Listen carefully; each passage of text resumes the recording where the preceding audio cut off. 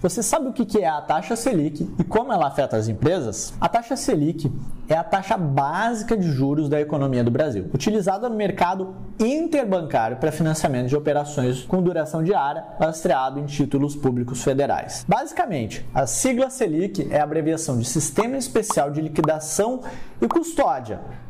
Mas como que funciona em termos normais essa taxa Selic?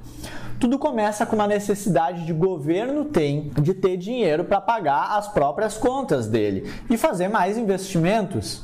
Ou seja, para construir estradas, hospitais, escolas, investir em segurança, investir em saúde, o governo precisa de impostos.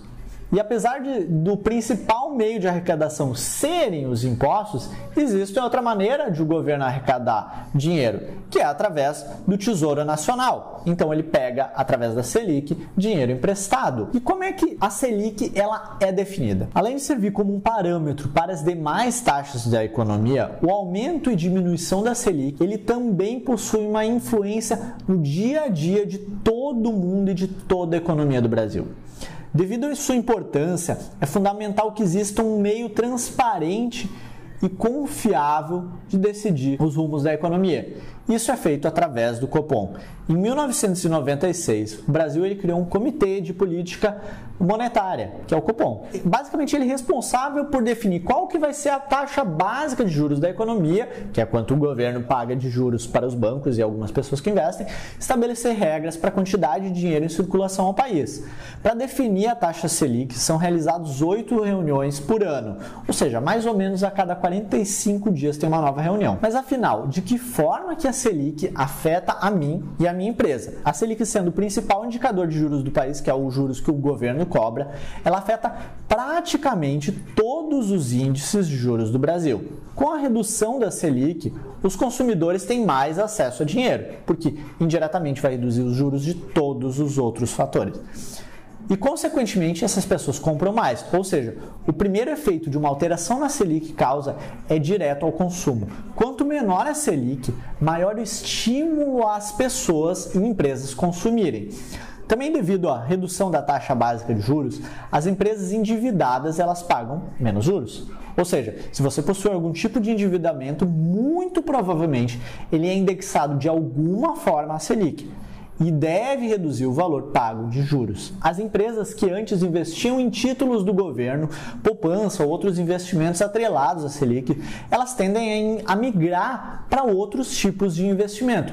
Normalmente elas passam a investir em empresas ou imóveis. Isso pode ampliar a concorrência em determinados segmentos que têm poucas barreiras de entrada, são fáceis de começar o negócio. E a longo prazo também significa mais empregos, porque as empresas tendem a ir melhor, vender mais, aumentou o consumo, porque tudo isso afetou muito positivamente a economia e as empresas passam então a contratar mais, gerando um fluxo novamente positivo para a economia. E apesar de a Selic baixa ser extremamente positiva para a economia, ela é um mecanismo, na verdade, de controle da inflação. Porque se toda essa roda positiva girar muito rápido, ela tende a faltar produto no mercado, sobem os preços e aí vem a famosa inflação. E subir a Selic ou manter a Selic alta é um mecanismo para controlar essa inflação. Então quer dizer que quando o Copom reduz a Selic, se eu pegar um empréstimo no banco, eu vou pagar menos?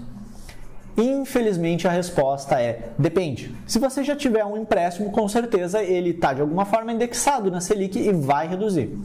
Mas com os novos empréstimos é preciso primeiro entender a maneira como os bancos eles cobram juros. Os bancos eles são 99% das vezes definidos da mesma forma. É um indicador, normalmente a Selic, ou um CDI ou um IPCA, que são influenciados pela Selic, mais o spread bancário, que é basicamente uma fórmula que considera o risco do cliente não pagar, mais o lucro desejado pelo banco na operação.